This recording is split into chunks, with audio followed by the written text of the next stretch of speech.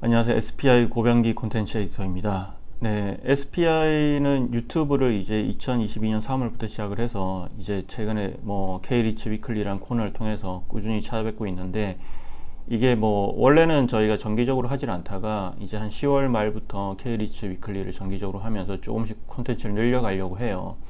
근데 SPI가 지금 여러 가지 이제 제공하고 있는 콘텐츠 중에 매주 이렇게 소개하는 코너 중에 하나가 위클리 글로벌 마켓 업데이트라고 있습니다. 저희 SPI 구독자들이 알아두면 좋을 만한 글로벌 상업용 부동산 시장의 이슈들을 이렇게 한 주에 10개나 15개 정도씩 소개해드리고 있는데요. 그 위클리 글로벌 마켓 업데이트도 앞으로 매주 정기적으로 좀 소식을 유튜브를 통해 전해드리려고 해요. 오늘 첫 시간인데요. 오늘 이제 전해드릴 주제는 일하고 쉬는 방식의 변화가 상업용 부동산 시장에 끼치는 영향과 기회에 대한 이야기고요. 두 파트로 나눠서 소개를 해드리려고 합니다. 먼저 신원 방식의 변화가 상업용 부동산 시장에 가져온 기회에 대한 이야기고요. 일본 사례를 중심으로 소개를 해드릴게요. 지난주에 전해진 소식을 보면 일본에 이제 오릭스라는 회사가 있어요. 되게 큰 대기업이죠. 이 오릭스라는 회사가 향후에 고급 료칸을 좀 강화하겠다고 해요. 이 비즈니스를 강화하겠다고 하는데, 원래 기존에 1호점이 하코네에 있었는데 이제 내년 겨울에 이제 시즈오카현 아타미시에 두 번째 지점을 낸다고 하고요. 이 보면 두 번째 낼 지점의 어떤 평균 가격, 예상 가격을 보면 1박에 한 10만 원 정도 해요. 한국 돈으로 95만 원 정도 하거든요. 상당히 비싼 가격이죠. 근데 이런 어떤 비싼 가격을 책정하더라도 충분히 이걸 소화할 수 있는 부유층 타깃이 있다고 보는 거고요. 이렇게 이제 오릭스가 이런 어떤 부유층을 타깃으로 하는 럭셔리 로칸을 선보이는 이유는, 원래 이제 일본 같은 경우에는 이제 기존 전통적으로 내수 시장이 되게 강했고요. 내수 시장은 이제 국내 출장자 수요가 많아가지고 내수 시장 강했는데, 사실 이제 도쿄 올림픽을 계기로 크게 바뀌긴 했어요. 도쿄 올림픽을 계기로 이런 해외 관광객 유치에 일본 정부 적극적으로 나섰고, 그러면서 사실은 해외 호텔 브랜드들도 많이 들어오긴 했어요. 근데 이제 또 보면 한편으로는 중국인 관광객들이 또 일본의 이런 호텔 시장의 호황에 상당히 큰 영향을 미쳤는데, 코로나19 이후에 중국인 관광객들의 입국이 쉽지는 않잖아요. 그리고 앞으로도 이게 얼마나 늘 수 있을지 아직 확신을 못하는 단계고, 그러다 보니까 이제 기존에 중국인 관광객에 의존했던 어떤 그런 비즈니스를 좀 줄이고, 그 럭셔리 시장을 통해서 객단가를 높여가지고 이렇게 수익성을 개선하겠다는 그런 움직임을 보면 될 것 같고요. 사실 오릭스뿐만 아니라 다른 부동산 회사들도 비슷한 이 전략으로 호텔과 리조트 사업을 전개를 하고 있습니다. 대표적으로 이 휴릭과 미쓰이 부동산의 사례도 같이 소개해드리면, 휴릭 같은 경우에는 이제 상당히 큰 부동산 회사예요. 근데 이제 한국에서는 많이 잘 알려지지 않았지만 긴자를 중심으로 많은 자산을 갖고 있고, 일본 내에서 보면 한 5위, 6위 정도 하는 부동산 회사인데, 이 회사에도 고급 료칸 브랜드 후후가 있어요. 근데 이게 한 7개 정도 운영을 중인데, 이제 앞으로도 계속 확대하겠다는 계획을 밝혔거든요. 근데 보면 2025년도에 이제 도쿄 긴자에 이제 고급 료칸 후후를 하나 선보이는데, 이 새롭게 선보이는 긴자의 지점은 예상 가격이 1박에 약 30만 원 정도 한다고 해요. 아까 저희가 이제 오릭스 그룹이 선보이는 내년에 이제 선보이는 2호점의 이제 평균 가격이 10만 원이라고 했는데, 그게 한 3배나 되는 가격인 거죠. 상당히 비싼 가격입니다.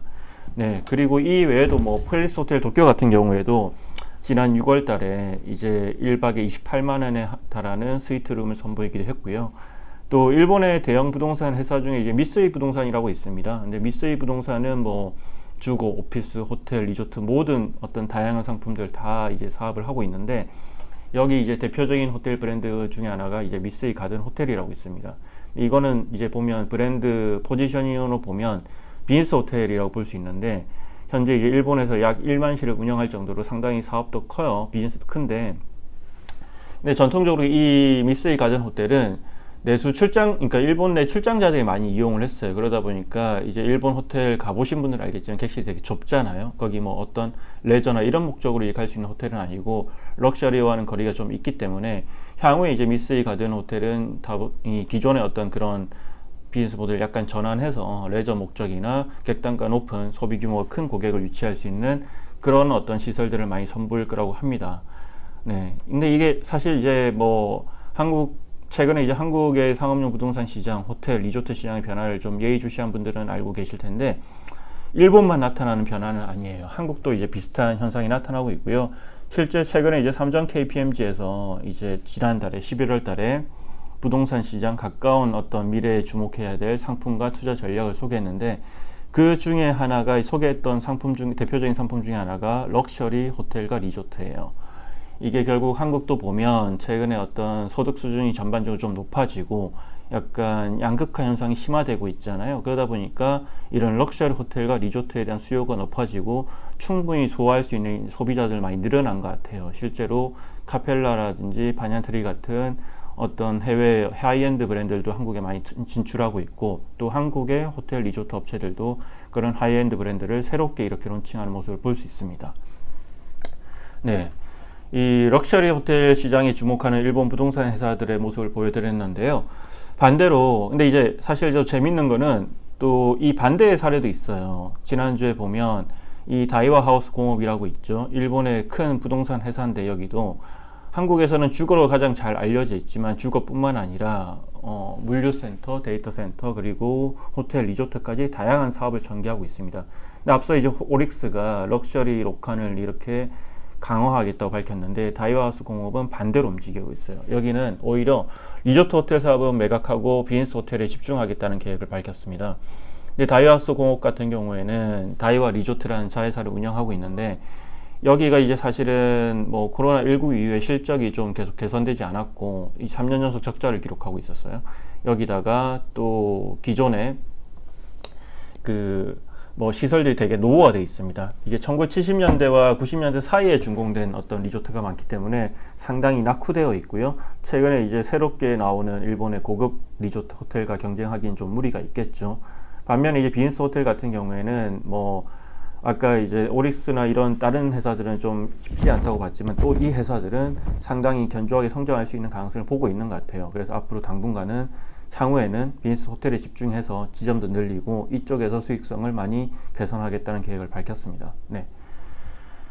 이상으로 최근에 이제 신흥 방식의 변화가 일본의 호텔과 리조트 업계에 가져오는 변화에 대한 이야기를 전해드렸습니다. 고맙습니다.